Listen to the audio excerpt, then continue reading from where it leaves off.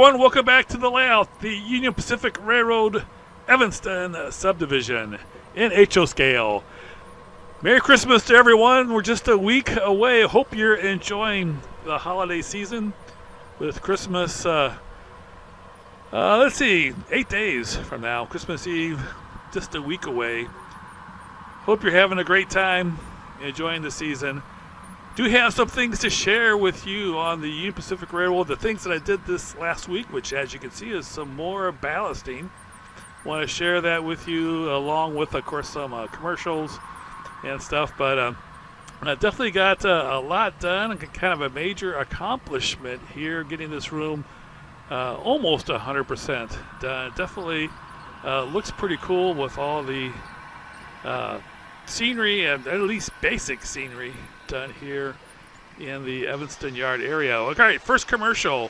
I do still have a few bathtub gondolas left and a SD70M Athearn, and then also the Athearn front runners plus some N-scale stuff still left over. So if you want to pick up some gondolas really cheap, and a SD70 Southern Pacific for a good price and some front runners, take a look at the website. It's in the description. I did sell all the crossovers, so I'm afraid you can't pick those up anymore, but all the other stuff is still available. Just a few left. I have been selling a lot of the gondolas, but I wanted to share with you some things coming up on what's neat on the Model Railroad Hobbyist. I have my segment coming up in January, and as you can see, I am being interviewed by Ken Patterson, and this won't be on their site until next week, and then, next month, and then this month in December, there's a Lombard Hobby crew, at least some of them, the main guys working at Lombard Hobby, so you might want to check that out. It's What's Neat on Model Railroad Hobbyist. I put a link in the description, so you might want to check that out. Lombard Hobbies is interviewed this month in December. My interview, which I think turned out pretty cool, they gave me an advance look at it. I thought it came out pretty good, so take a look at that. Now, what did I do this week? Well, more of the same, basically. And as you can see, I've just painted this last section of the Evanston Yard. Now, there wasn't a ton of track here, but I think there's like 13 turnouts. So the turnouts definitely consume a little more time. Not so much in putting down the ballast, but in getting things cleaned up. I protected the signals with some paper towels. That actually worked out pretty good. In fact, you can even see the signals through the paper towel. But it's easy to put on, very soft, no damage done. At this point, I just have the rust color painted on, so everything looks pretty rusty at this point. But I am doing this last week, or did this last week, up to this point right here. And then this is a part I'm going to be doing this coming week, maybe. We have some people coming in for the holidays, for Christmas, the most wonderful time of the year. So I'm not sure if I'll have time to do any more. I'll hopefully get some of it done. But I definitely needed to do something about this little section here, too, which I'll explain a little bit more later. And I also had some cleanup to do here, some open joints there, cracks, I guess you could call them. And now I have the brown paint down. This time I just used a regular, I think it was Rust-Oleum dark brown. A lot easier to put on and a lot cheaper. One can for like $8 instead of, that was 12 ounces instead of 4.5 ounces for $12 if you get the true color paint. But did get the brown down, so the ties are brown, the sides of the rails are kind of a rusty brown. And again, I needed to, this was a mistake I made. I made this one section to the left here too narrow. When I did the curve, I forgot that I was going to have the drill track there. So this has been kind of looking discombobulated here. And like, what the heck is going on here? But I did have plans to remedy this and get it all looking the way it's supposed to. And now with the ballast having to go down, I had to figure out a way to actually make it happen and get it fixed. So I just put together this little couple pieces of wood. I think these are 1x6s, and just made a little L shape. I had to cut out some for the Digitrax. That's actually the simplex receiver. Now watch as I try to put this in with one hand. But I measured it out exactly how, what the dimensions needed to be for it to fit in here. And this is a video on the one-handed modeler. There you go. Anyway, so kind of see how I figured it would all kind of work together and fit in there. So now I have it actually screwed into place and everything kind of straightened out. I also cut the fascia board with my circular saw, and I set it for a very thin depth, so it would just cut the two thicknesses of the fascia board, the hard board, and then they kind of fit together there. And then I cut a piece of plywood to fit into the open section. So now we have a flat area here, and nobody will be the wiser as far as the fact that it wasn't working. I made the mistake of not having that the right width. Once everything gets put in there, it'll be just fine. And I also put in a board behind here so that the two pieces would line up flush with each other. So a lot of, I spent one day painting the track. Then the next day I cleaned the top of the rails off, and then spent time doing all this work and preparation. I put some spackling on the screws, and then also filled in all the cracks. I added some extra screws so that all the fascia board is laid as flat as possible, and then I put some spackling in there so that it was a smooth joint. Did not want to have any cracks between the top of the layout and the fascia. So then I let that dry overnight. Also had a crack here between the two joints. Wanted to make sure I got that filled in so that all the ballast didn't go floating down to the floor. And I took a lot of spackling. I bought took about half of a container of spackling. You can see it's still wet now. I kind of laid it on a little thick on some of these. Well, I'll come back when it's dry and sand it down real good. Again, the idea is to get everything as flush as possible, no cracks.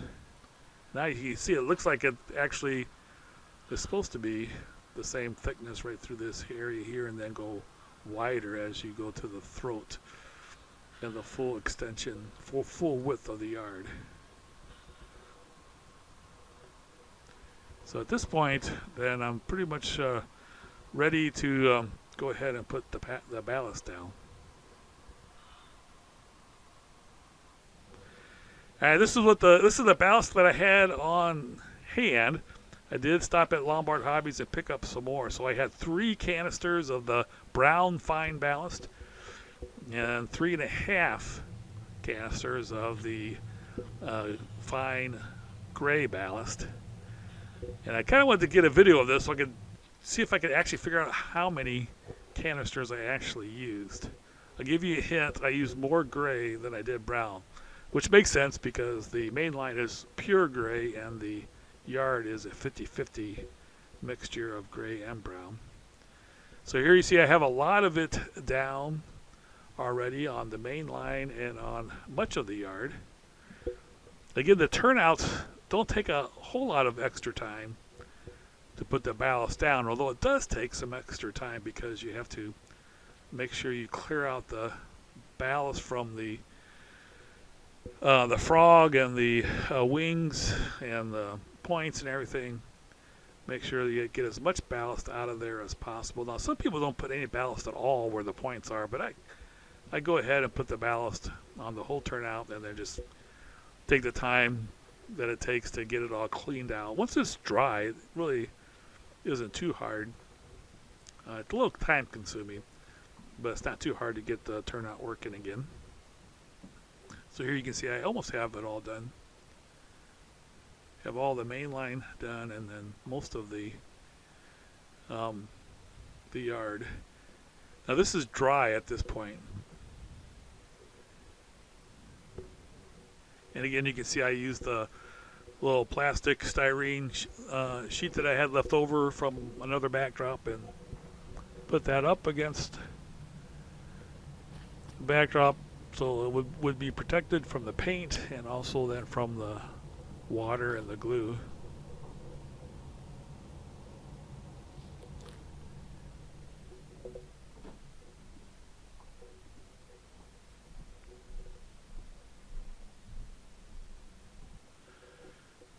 And I put the all the ballast on and finished ballasting everything, and then I went ahead and sprayed it with wet water and diluted 50-50 glue and water, and then waited for it to dry overnight, and this is what happened. It's a major earthquake.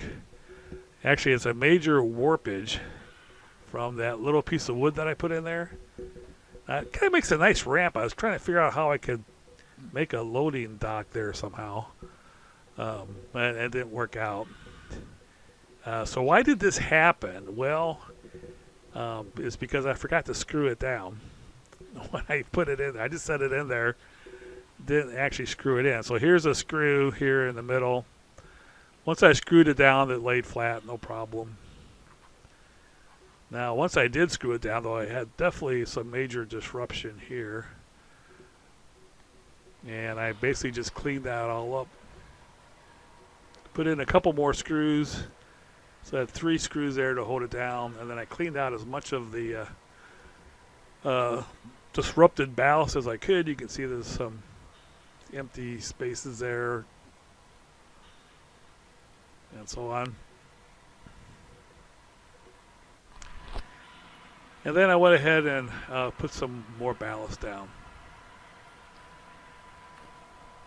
Now there still were a couple of places where, with the drying out, the spackling, the kind of separated. I think the hardboard probably getting wet could have warped a little bit and came out in a few places. So this is again the next morning. I finished it like at 3 o'clock in the afternoon the previous day, and then this is like the next morning. Also had some warpage of the hardboard on the backdrop that was not supposed to be separated. But all of this was easily fixed by just adding some more screws. Here you can see what I have left. So I have 2 of the brown, 1 of the gray, actually 1 in a little bit. So basically, we used 2 things of gray and only 1 of the brown. So actually, that wasn't too bad. Give you an idea of how much was used. But this is what it looks like now. I added some more screws, and then it kind of went back a couple of times. It kept getting cracks and stuff. So I finally, at the very last, for the last little cracks, I added a bead of glue, white glue, and sprinkled some ballast on it. And that seemed to take care of it, and it's all set. For the backdrop one that was kind of bowed out a little bit, I was able to get to the backdrop from behind by going back where the staging yard is. And I was able to screw that back in. That was not a problem at all. But this is kind of what it looks like. Now, what I really like is that this room now looks pretty finished.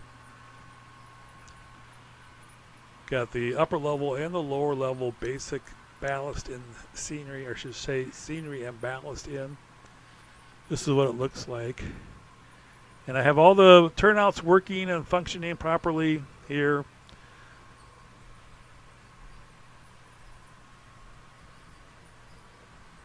And to clean out the turnouts, it just takes some time. You have to just kind of, first of all, move the points back and forth and move the rails back and forth a little bit so that they kind of get unstuck from the ties. And then have to kind of scrape off some of the excess ballast that might be in there, and basically just try and get all the little loose ballast that's between the rails and the points and in the frog and so forth. Get that cleaned out as much as possible. And it takes probably about 20 minutes to a half hour for each turnout. So there's 13 turnouts. It took a while to get all that done.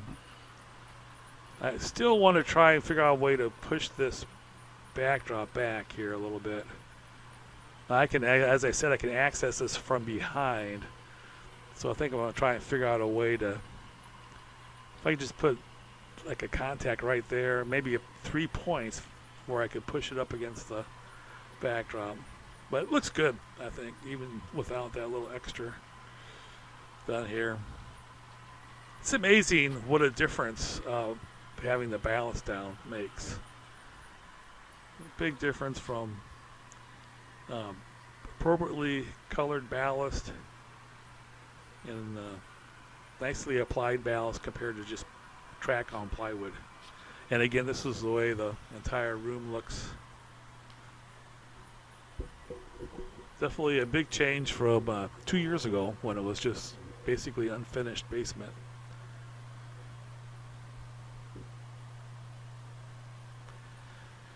And again, this is what I have to do yet from this point. This will be really easy right here, but then all around this curve here, it's going to be a little tough. It's quite a reach across the staging yard. Trying to decide whether I should paint this fascia black like everything else or leave it white.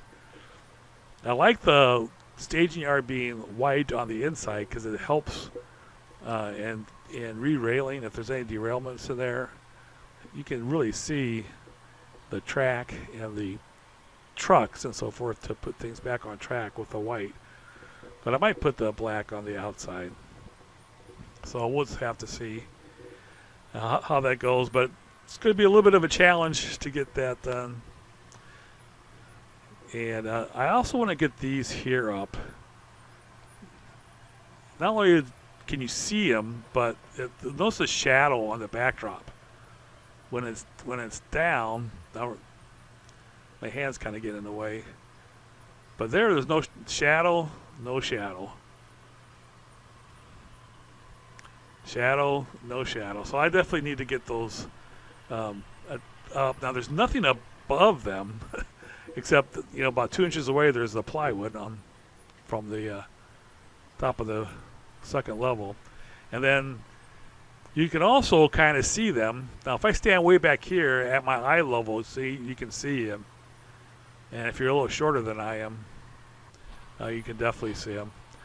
So I'm still going to do something with that. I got to get those up, and so you don't have those shadows and so forth. In one of the December What's Neat segment, after the Lombard Hobbies interview, there's something with a gentleman that did some work on lighting. So it's really a good segment, some good information. One thing I like is that he paints all the underside wood blue, to kind of matches the color of the backdrop. So I might try and do that at some point in time. I don't know if I would paint the wood or maybe just get some poster board and some blue poster board and kind of staple it up there.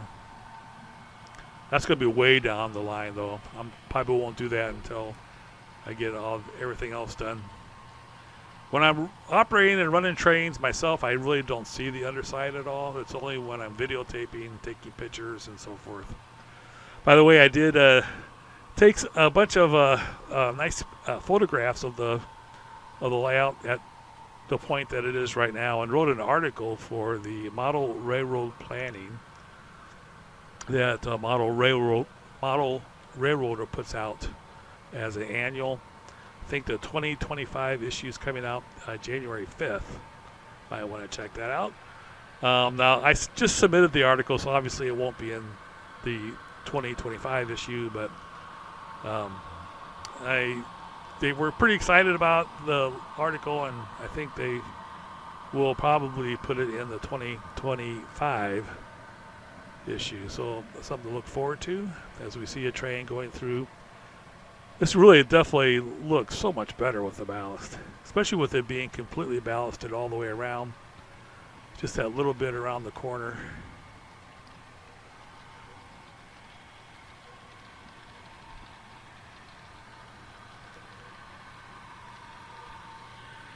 This is a local train.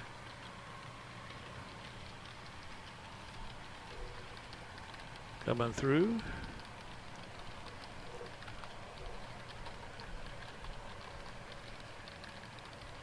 Now I'm going to add a lot more details. If you notice the man, by the way, standing by the signal, he was resurrected back to life.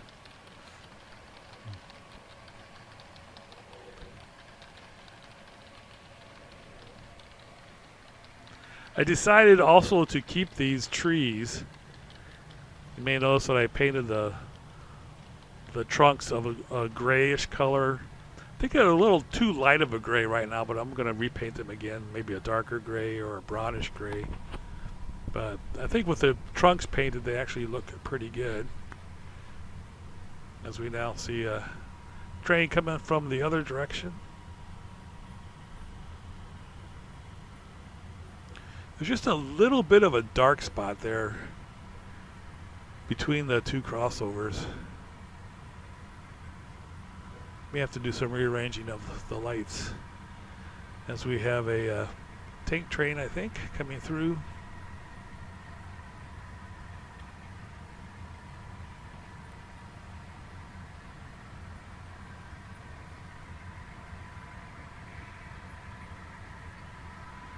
This camera is focused on the boxcar there.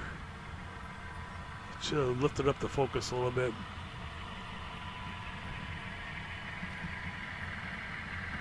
Yeah, that's better.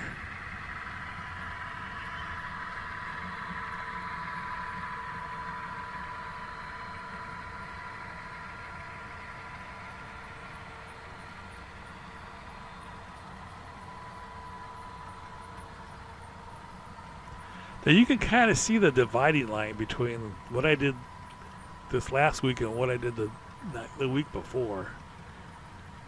And it's kind of interesting. It kind of continues to dry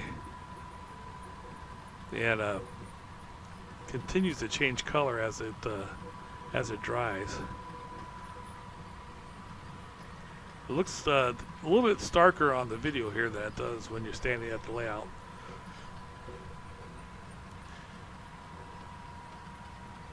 May have to, we'll see how it goes. We'll see how it, but it's the same ballast. So we'll see. Maybe there's a difference in the amount of glue that I use, but I used the same ratio, so I'm not sure why it's a little bit different. Darker colored, except that maybe it has a little bit more time to dry. We'll see as the weeks go by. We have a stack train coming in the other direction.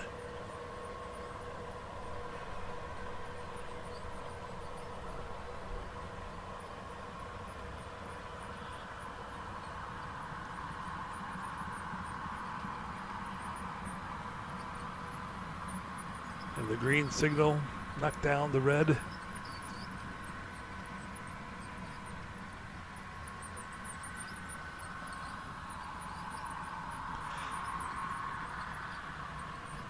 Thanks so much for watching, everybody. Really appreciate you taking the time to take an interest in the layout. Make sure you like this video. That's really important. I know it takes a lot of effort to move your finger on the screen and touch the like button, but it would help me tremendously. The more likes I get, the more they show the video. And comments are also appreciated. I always like to hear from everybody. And If you want to become a member, that'd be awesome. Also, as we see this stack train go through.